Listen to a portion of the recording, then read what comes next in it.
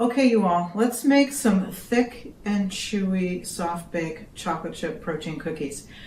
One of the reasons I was so excited about this recipe was because I was able to get 4 products into this recipe and they came out amazing. So we're using in our cookies today, we're using some Rebuild Strength. We are using some active fiber complex. We're using Formula 1. And we're also going to use our protein baked goods mix. And don't panic if you don't have protein baked goods mix where you are. I'm going to give you an alternative way to make it even without it, but we're going to use that in our cookies. All right, so to get started, we're just going to start with some liquids. We're going to mix those together first. I'm going to start with 2 tablespoons of vegetable oil, and I'm using just a cold pressed canola oil. You can use any kind of oil you want to. I like that one. It's a healthy oil. It's very neutral in flavor. Then I'm going to add an egg. That's going to, of course, add some protein, and it's going to help give our cookies some nice structure. Then I'm going to put in 2 tablespoons of low-fat milk. You can use any kind of milk you want. If you want to use a milk alternative, like an almond milk or rice milk, that's fine. I'm going to put that in there. And I'm going to whisk these together. And what we're going to do is we're going to add now 1/4 of a cup of rolled oats. And I'm just using the regular old 5-minute, rolled oats. And I'm going to mix those up, and we're going to just set that aside while we mix together our dry ingredients. Now, the reason I put rolled oats in here, because you're going to notice I don't use in this version, I don't use any flour, is because rolled oats are going to give our cookies some texture. Rolled oats, or oats in general, have soluble fiber in them, which means they're going to start to soak up some of this liquid, but that's what's going to make our cookies kind of thick and chewy. I'm a thick and chewy person. I know some people like thin and crispy cookies, but I want it thick and chewy. So that's why the oats are in there, and they're really going to give our cookies this super great texture. So I'm going to set that aside. I'm going to put those over there for a minute. And then we're going to mix up our dry ingredients. And this was fun because it went together so easily. It was amazing. So I'm starting with 2 scoops of our protein baked goods mix. And in a minute, I'll tell you what you can substitute. 2 scoops protein baked goods mix. So again, the baked goods mix, if you haven't really done much with it, for those of you who do have it in your markets, it's a protein base, but it's also got a little bit of sweetness, and it's also got a little bit of baking powder in it, so it's to help things rise. But and it's got a floury texture, so you can use this to replace a fair amount of flour in some of your recipes. I wouldn't replace all of it, but you can replace quite a bit. And what it does is it's going to add a lot of protein, because 2 scoops is adding 15 grams of protein to our recipe, which is great. All right, then I'm using 2 scoops of Rebuild, and I'm using the vanilla ice cream flavor, which I know not all of you have. If you only have chocolate, by all means use that, because it's going to be really good. I just chose to use the vanilla. Then I've got 2 scoops of Formula 1, and I'm using the cookies and cream flavor, which just seemed kind of logical since we're making cookies. That's, of course, adding, again, more protein. We're adding another 9 grams of protein by adding that, in addition to the protein we added from the Rebuild. And, it's got that nice cookie flavor. And then the other thing I wanted to get some fiber into the cookies, and I debated whether or not I should use the apple flavor. I'm using a scoop of active fiber complex apple flavor.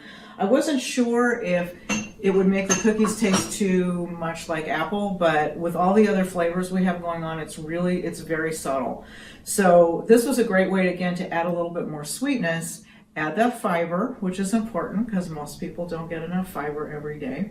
So that was a really nice ingredient. And the active fiber complex, like the oats, also has some soluble fiber in it. And so I was taking advantage of that to help give our cookies a little bit more chew, because again, that soluble fiber dissolves in water a little bit, and it kind of soaks it up, and it makes that nice texture. All right, the other thing we need, 1/2 teaspoon of baking soda. So I'm going to stir that together. And as I said, if you don't have protein baked goods mix, you can still make these cookies, all right? So you're going to still use your 2 scoops of Rebuild, vanilla or chocolate. You're going to still use your 2 scoops of cookies and cream, although you could use any flavor, really, but that's the one I chose. Chocolate would probably be really good. You can still use your 1 scoop of active fiber complex, and oh, by the way, I need a pinch of salt in here, and your pinch of salt, and your baking soda. So the only difference, what you're going to do, if you don't have baked goods mix, you can replace those 2 scoops of protein baked goods mix with 2 tablespoons of PPP, all right, because that's going to help replace that protein.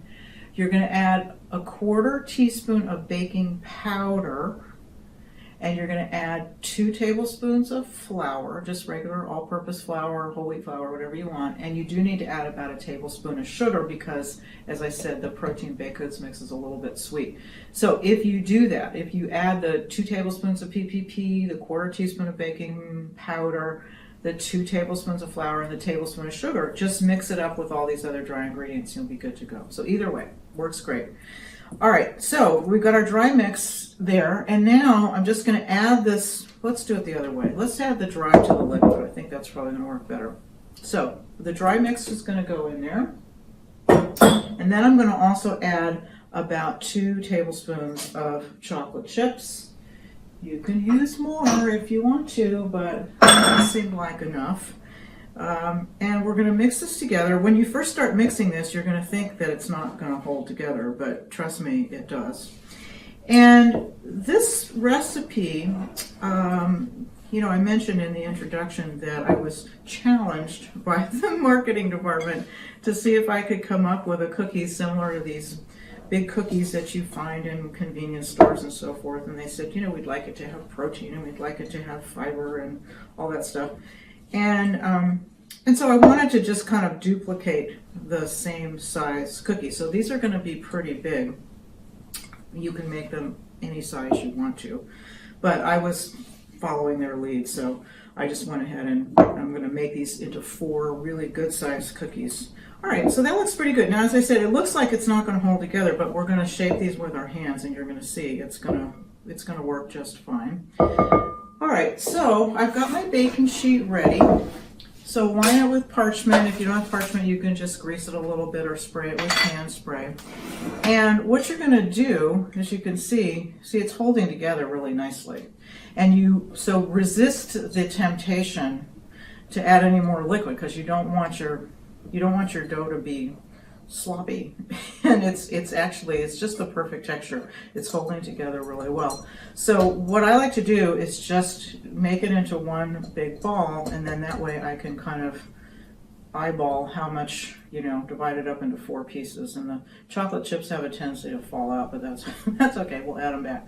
So we're going to do half, and then we're going to do another half. That's close enough. Divide it into 4. And to shape them, one thing if you make cookies at home, usually what you do is you just roll a cookie dough into a ball and put it on the cookie sheet, and then it melts.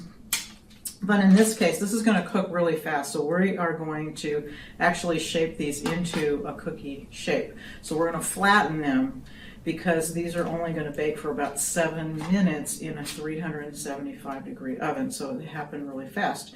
By the way, the reason that I'm using 375 degrees is because if you want your cookies to be thick and chewy, what you want them to do is you want to put them in a little hotter oven than normal. Usually you do 350, because what that allows your cookie to do is it'll rise up really quickly in the heat, and then it'll kind of collapse down on itself, and that's what makes it chewy. And at the same time, it's still going to get cooked all the way through.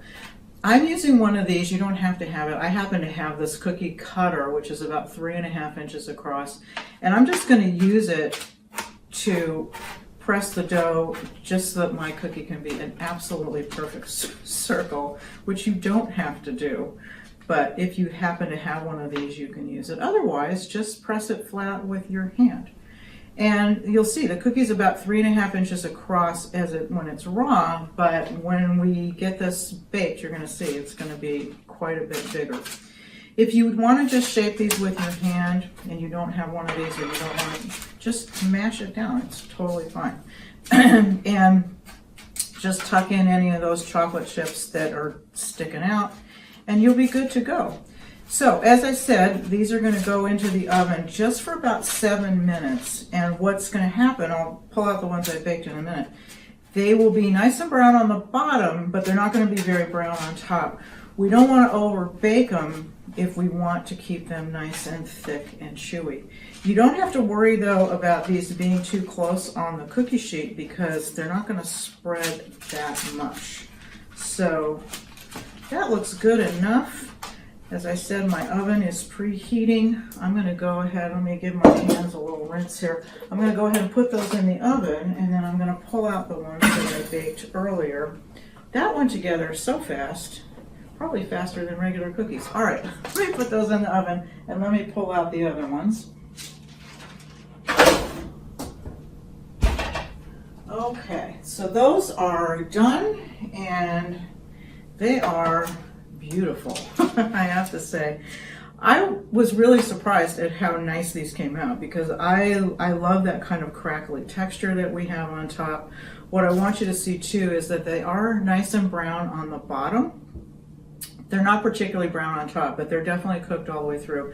And I also want you to see the texture because they're definitely soft. They're not crisp. They didn't break. They're not brittle, but they are cooked all the way through, and they're just this wonderful, amazing, chewy texture. It really just tastes like a really, really good chocolate chip cookie, which they are.